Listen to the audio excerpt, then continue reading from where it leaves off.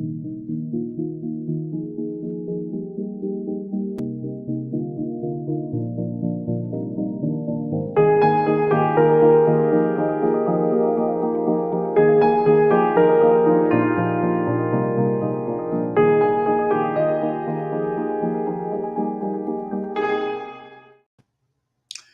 ladies and gentlemen. It's Ukrainian talk show on Pod TV. My name is Sasha Star, and today's guests we have Dr. Jonathan Lockwood. Welcome to the show, Jonathan. Thank you, Sasha. Good to be here. And we have Ivan Kucherenko from Kyiv, Ukraine. Welcome to the show, Ivan. Hello, guys. Nice to be here as well. Great to have you, Ivan. And you have a video for us to start. Yeah, unfortunately, another set of video. Yeah, that's it. Yeah.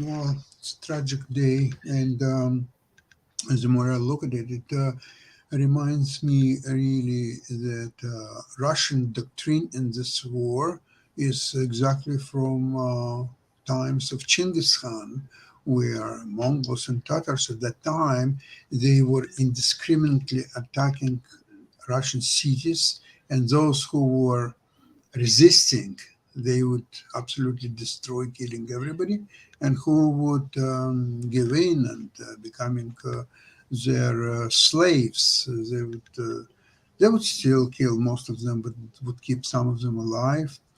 And the Russians today, they're the Mongols of yesterday. And one way or another, where are Mongols today? They're nowhere. I mean, it's a small country today, quite peaceful from what I understand, and that's it. So hopefully the same thing will happen with Russia, but it will take much shorter period of time. And I'm pretty sure we'll witness that, and hopefully soon. Ivan, what's the latest now on the front lines? Our troops are advancing, and we have really good news from Robotina. Our soldiers are trying to breach those Russian fortifications, but they're really tough. And Russia, as a terroristic state, being unable to stop Ukrainian army on the battlefield, they just doing acts of terrorism like they did last weekend in Chernihiv. It was a holiday, a religious holiday in Ukraine, and there were a lot of people going through the downtown of Chernihiv, a lot of children there, and Russia struck the ballistic missile, which is just like several minutes of flying time from launch in Russian territory till that strike. And this is another act of terrorism and another drama theater like those one they've destroyed last year in Mariupol, where peaceful citizens and children were hiding from the Russian attacks and Russian bombing.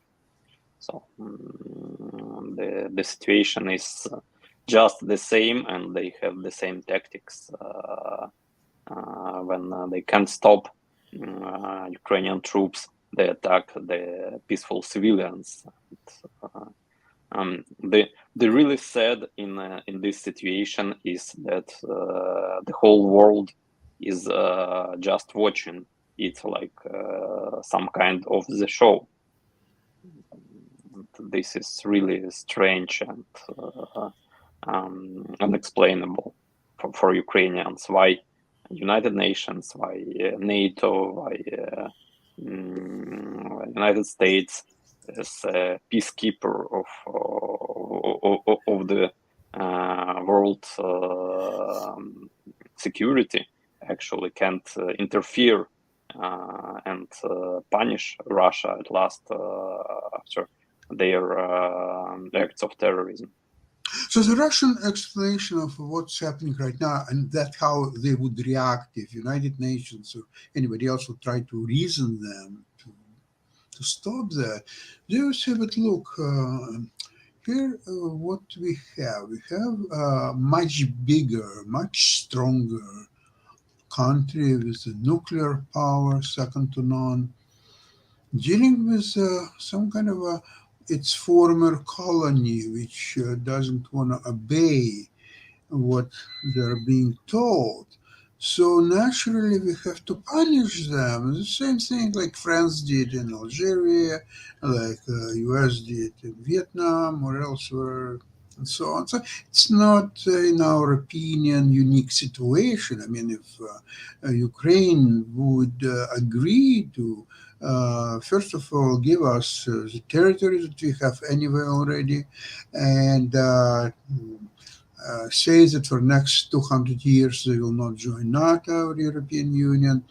We will stop these actions, so we will understand they were taught a lesson. Okay, now they're smart enough, so they now obey its master. And we are happy, so we'll go home, we'll keep its territories, and so on.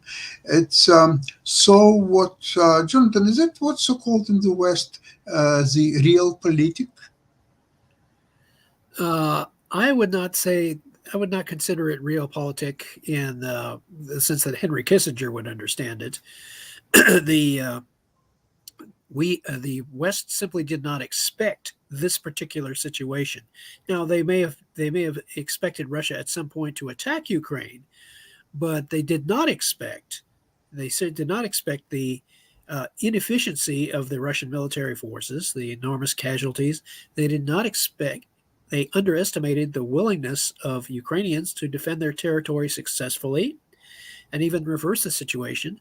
And now mounting a counteroffensive, the West did not expect this situation. They really didn't. And so they have had to improvise their response to this and give the Ukrainians enough to enable them to resist. And the Ukrainians have made the most of what they've been given. They are mounting a counteroffensive using their skill and military planning and ability to improvise to keep the Russians off balance as they are advancing. And we've noted on previous programs that the Ukrainian military forces are like a skillful boxer, steadily wearing down their opponent, attacking on multiple fronts, not allowing the Russians to reinforce any part of their front. If the Ukrainians had made the mistake of just attacking on a single front, on one direction of attack, then the Russians would easily have been able to pull forces from other areas that were not being attacked and slow down or stop the Ukrainian advance. But with multiple attacks going on and cautious advances, the Ukrainians are keeping the Russians off balance, unable to reinforce other areas of the line. Excuse me.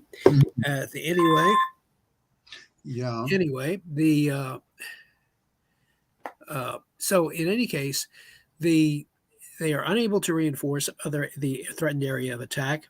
And now what is going to happen is there is an increasing likelihood that the Ukrainians will break through eventually here to the Sea of Azov and cut off the Russians from their...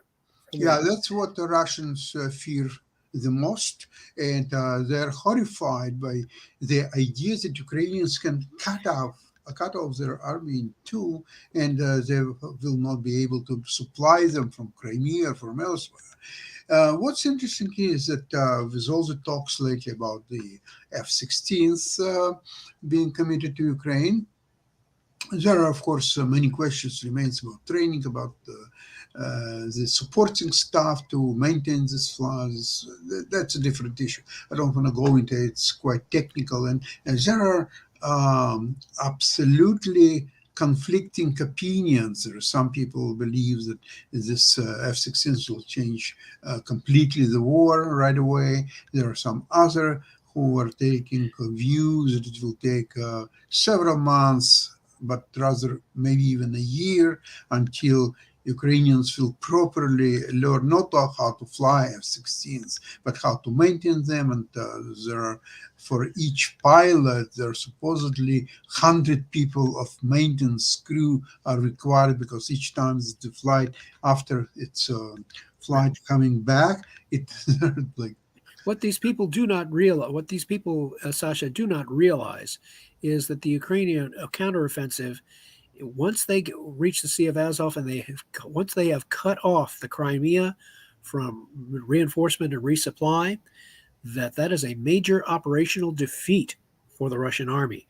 The Russians will not be able to hide that. it may not be even happened by the time that F-16s will. Right. It would render the delivery of F-16s irrelevant.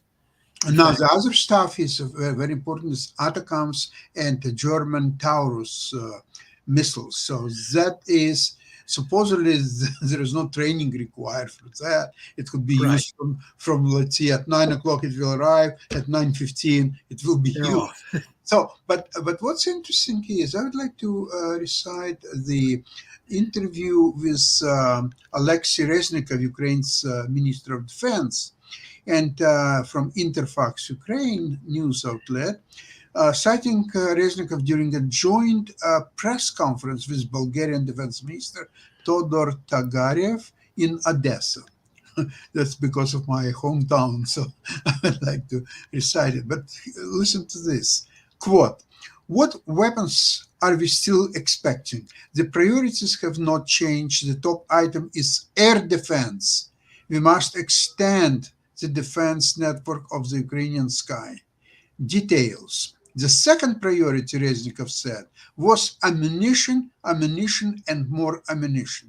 Reznikov particularly mentioned the Bulgarian government's decision to join the European Union program on supplying Ukraine with the 155mm artillery ammunition. Various kinds of armored vehicles are the third thing that Ukrainian armed forces need. Quote, "Armored personal carriers, armored vehicles, tanks, etc. And a crucial element would be armored vehicles to evacuate our wounded from the battlefield." Reznikov also stressed the significance of training Ukrainian servicemen in a range of areas. Now, you've noticed that Reznikov, Defense Minister of Ukraine, he has not mentioned neither F-16s, neither ATACMS or Taurus missile. Jonathan, what would be your comments? Well, the fact that he has not mentioned those, that his feeling obviously is that these weapon systems are not going to be necessary in order for the Ukraine to carry out its objectives. With in this case, the major operational objective of cutting off the Crimea from Russia. Once it's cut off, then the Ukraine can use its existing forces to subdue the isolated Russian forces in Crimea and compel their surrender. And given the rather increasingly fragile state of Russian morale in Ukraine in general, and probably in Crimea in particular, that once the cutoff is achieved, that Ukraine will be able to use its existing forces and near-term reinforcements to compel the surrender of any Russian occupation forces in Crimea, and they will then be able to redirect their forces to liberating Ukraine, the rest of Ukraine, from Russian control, and the Russians will be in a serious predicament. Jonathan, it's very often people are comparing the Ukrainian advance, which widely criticizes too slow and so on. People probably referring to American invasion of Iraq in 2002, where it was swift, it was momentous, it was great, and And it is swift and momentous against a second-rate opponent, or third, probably third-rate opponent. Yeah, and no fortifications, an open space, right, and complete they had superiority in the air. air supremacy practically, and because Ukraine doesn't possess any of these advantages, and they are The terrain is they're using the wrong analogy.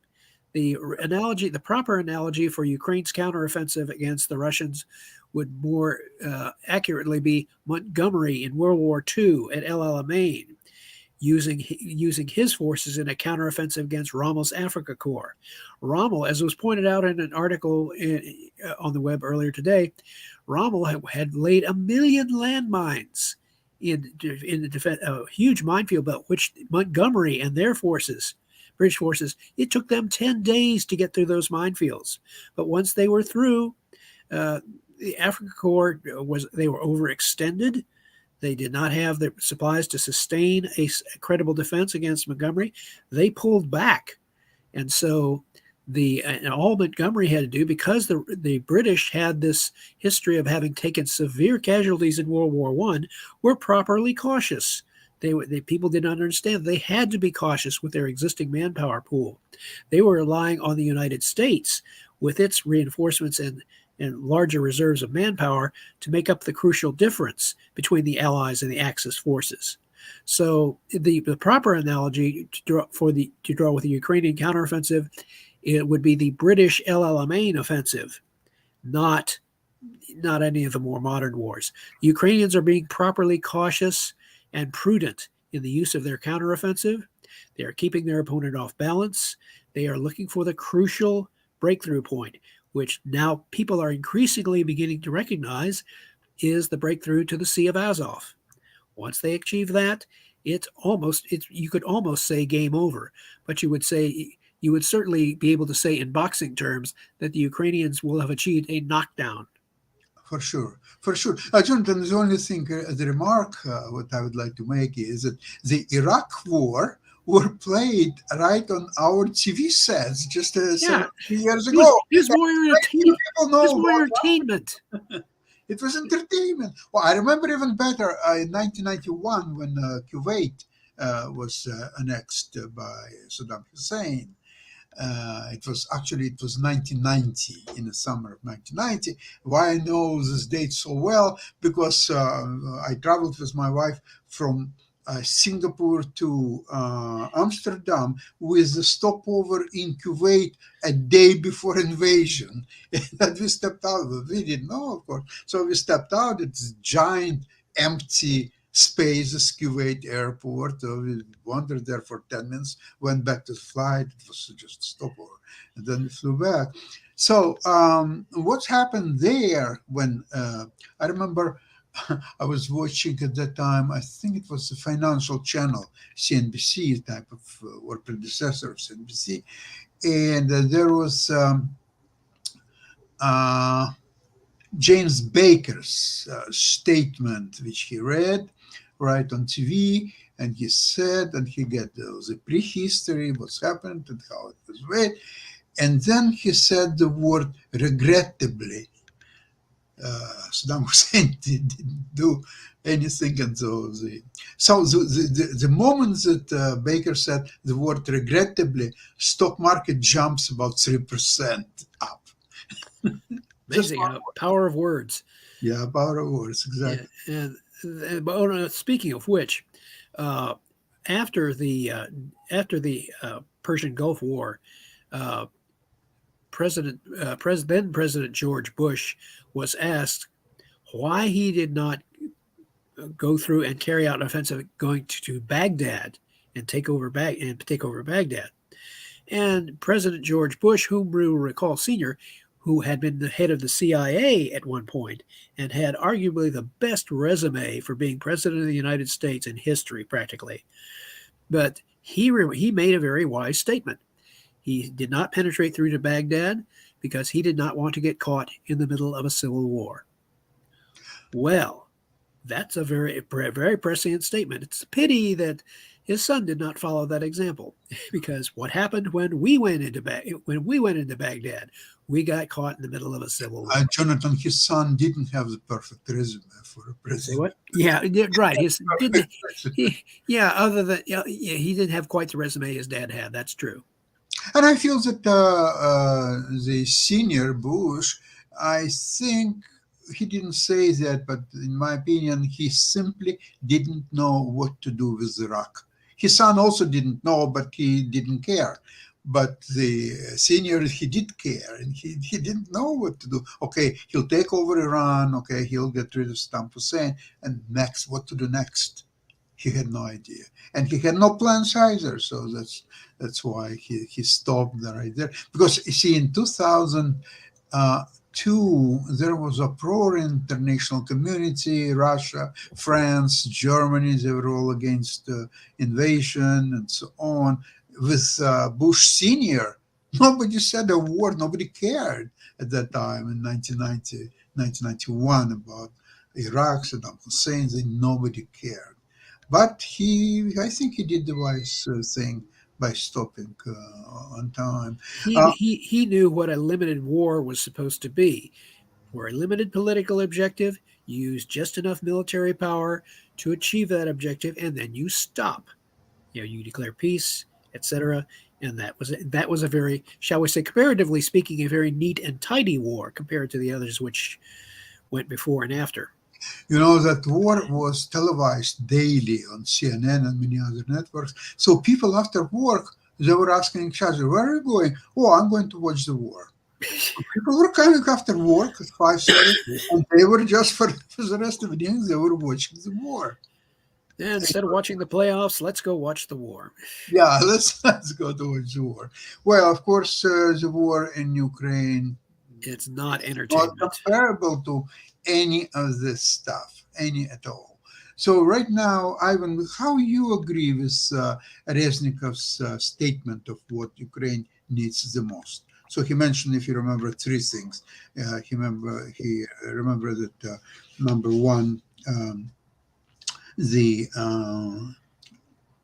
artillery shells, ammunition, and any vehicles, any tanks or carriers or just anything, and especially vehicles to help get the wounded soldiers from the battlefield. How we agree with this?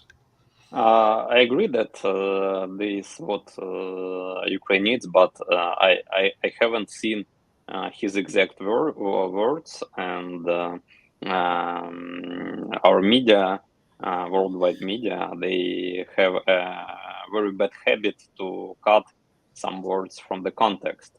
So I don't know what exactly Reznikov said, and maybe in the question of ammunition, and he also mentioned the rocket ammunition as well, the ATACMS missiles. No, he didn't mention. Surprisingly, I read very carefully. What I read was from Interfax Ukraine. I don't know how credible this news outlet, but he said that mostly the priorities have not changed. The top item is air defense. This is number one, air defense. It's hard to argue that. The second priority, Reznikov said, was ammunition, and more ammunition. Okay, that could include, of course, ATACMS and Taurus or so on. But that can include everything. Exactly, that's a very broad category. We like CIA neither can confirm or deny that he didn't mention in these words ATACMS and Taurus and other long-range missiles. And but before that, Ukrainian officials said that we need them. We need long-range artillery systems and missiles to strike Russian deep in their territory and even occupied territory. Unfortunately, our Western partners don't allow us to use Western weapons on Russian territory, but Ukraine can use our own weapons, or Ukrainian special forces can use even some kind of weapons and drones deep into the Russian territory, like the recent attack on Russian air base, when one of those strategic bombers was destroyed Yes. on that air base. We've seen those. 222. Yeah, and Sure. according to the intelligence data, it was destroyed by a copter drone, which is not being able to fly so long distance from Ukraine. So it obviously was launched from the Russian territory, and either the Russian rebellions or Ukrainian special forces launched that drone.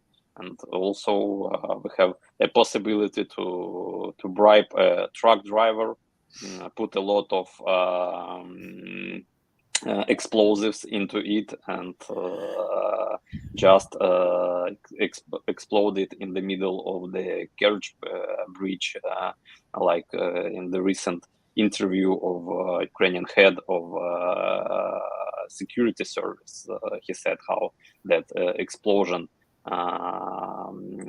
from the last year on the Crimean bridge was carried out. So Ukraine has our own possibilities to strike the Russians. They're getting better and better each day.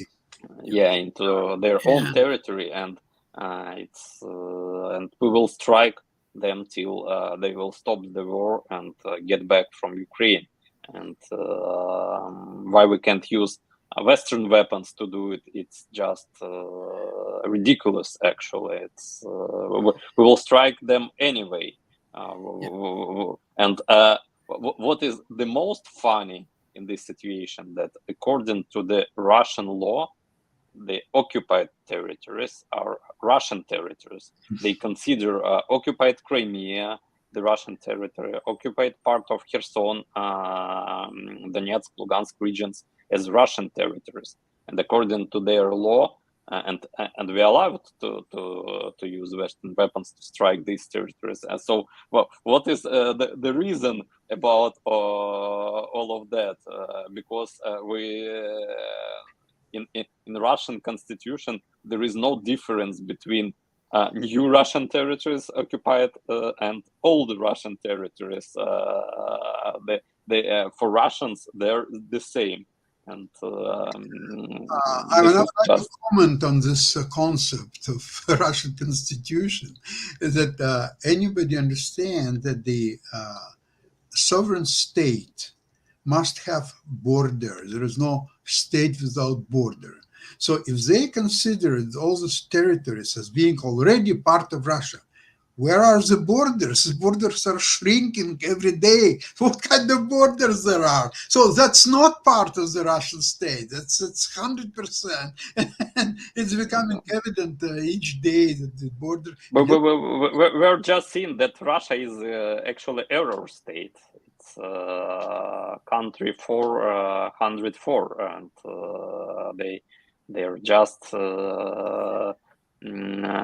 looking funny in this situation, but it's not funny for the Ukrainians, because all those limitations, they really make our struggle even harder for us. Despite the all help, we also have the limitations. And according to the recent news about F-16, we will also not be able to use them on Russian territories. And then goes a question, if Russian aircraft is flying over the Russian territory and bombing Ukraine, so we will not be able to use F-16 to strike that airplane down. And this is just something like very stupid limitations. Yeah, that's for sure. Jonathan, you remember last time I sort of mentioned opinion, even my own opinion, that Biden has probably his own schedule of when Ukraine has to actually become victorious. In my timeline, or Biden's timeline, or our both timelines, is approximately summer of next year. It's still before election time, but it's close enough. So people will remember a great Ukrainian victory, how Biden engineered all that. So by that time, obviously there will be F-16s and everything, ATACMS and so on. Here's what I was actually very depressed in last couple of days when I was going through different sources which discussing F-16s, when it will come and what has to be done so it will come. So it's not earlier than all Ukrainians fighters will learn how to fly and maintenance people or so on. So there was 99% discussion about merits of F-16s and when they will be coming to Ukraine. Nothing is said about ATACMS missiles, which can be used instantly right away. Nothing is done, nothing has been said about that. And this is very, very frustrating because other than my theory of Biden's timing, I don't see any other explanation, Jonathan. What about you?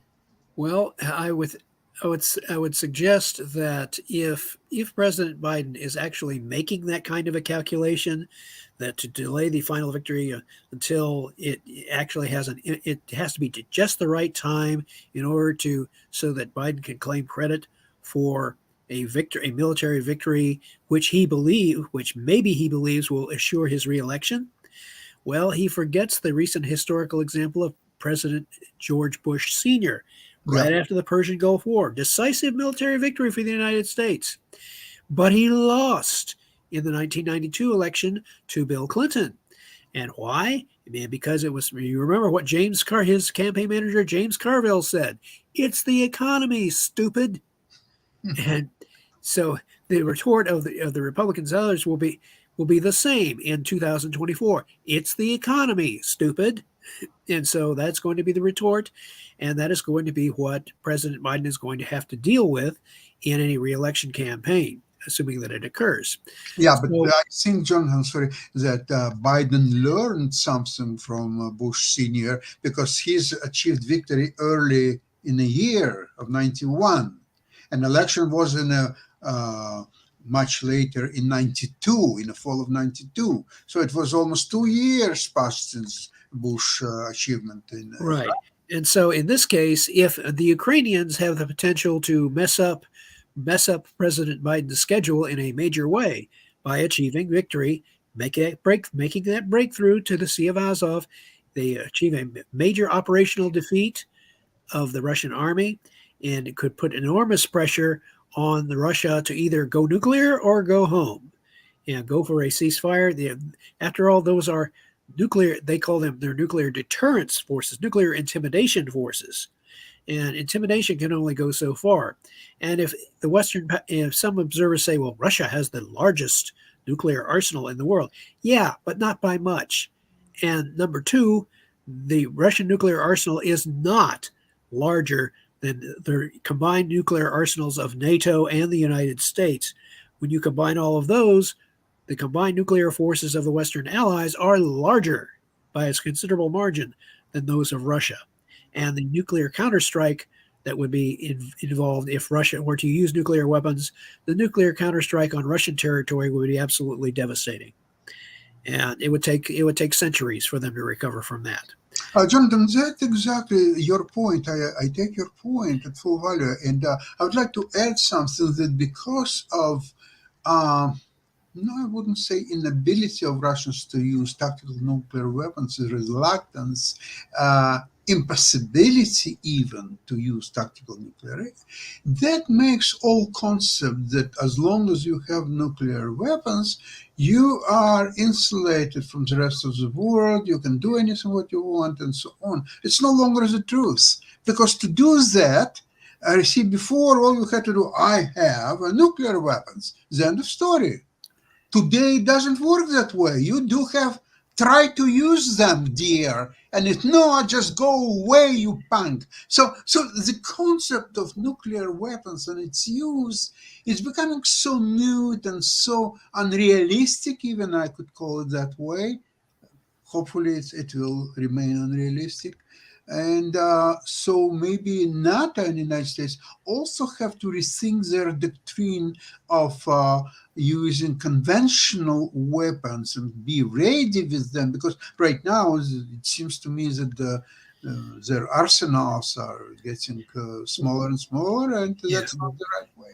What I would also argue is that the United States and NATO should learn the lesson of the demonstrated effectiveness of ballistic missile defenses, particularly Patriot, against Russian missiles, and be able to extend that lesson to creating what I've advocated all along, the creation of a global ballistic missile defense system, which would, once it's achieved, would neutralize the one thing that Russia believes makes it a great power, its nuclear arsenal. And because once you introduce ballistic missile defenses into the equation, especially a demonstrably effective one, you introduce a great deal of uncertainty into the mind of any potential attacker. So that is the key. And also, the Ukraine can get around the problem of not being immediately invited to be a member of NATO. Once we achieve a ceasefire, Ukraine we're already seeing signs of this. We're seeing signs of a series of bilateral individual military agreements between Ukraine and various members of NATO, not dealing with NATO as an organization per se, but with individual members of NATO in a series of bilateral agreements, which could not only help to reinforce its military capability, but also help enhance its recovery from the damage suffered during the war. Absolutely, Jonathan, totally agree with you. Guys, I would like to thank you so much for participation in today's program, and we'll see you Friday, same place and same time, and hopefully with even more positive news. The trends are all going in the right direction. Yeah. Slava Ukraini. Героям слава. Bye. Thank you. Bye-bye.